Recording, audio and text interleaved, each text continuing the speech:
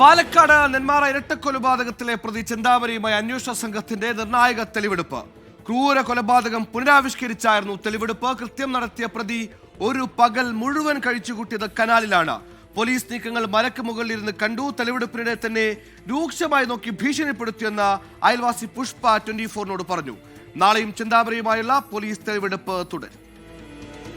വിയ്യൂരിൽ നിന്ന് അന്വേഷണ സംഘം രാവിലെ 11:15 പ്രതിയുമായി ആലത്തൂർ ഫസ്റ്റ് ക്ലാസ് മജിസ്ട്രേറ്റ് കോടതിയിൽ.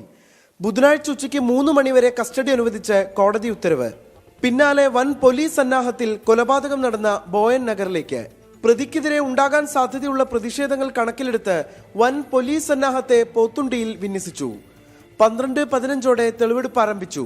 സുധാകരനെയും ലക്ഷ്മിയെയും വെട്ടിവീഴ്ത്തിയ റോഡിൽ പോലീസിന്റെ ആദ്യ ക്രൈം സീൻ പുനരാവിഷ്കരണം.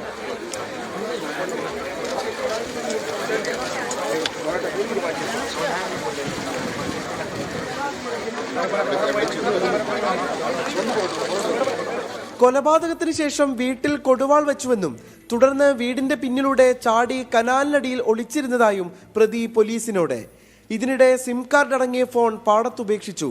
രാത്രി വരെ കനാലിൽ ഇരുന്നുവെന്നും കനാലിലെ ഓവിലൂടെ വൈകുന്നേരം മല കയറിയെന്നും ചെന്താമര പോലീസിനോട് വിവരിച്ചു.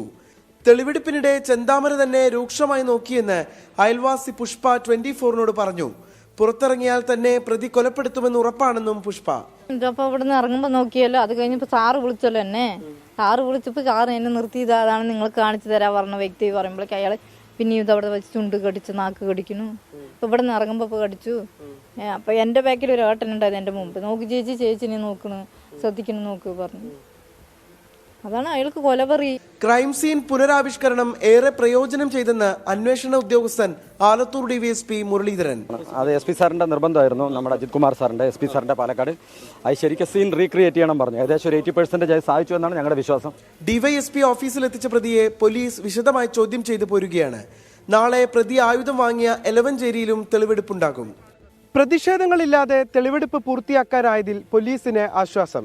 നാളെ ആയുധം വാങ്ങിയ എലവഞ്ചേരിയിലടക്കം പ്രതിയെ എത്തിച്ച് തെളിവെടുപ്പ് നടത്തും.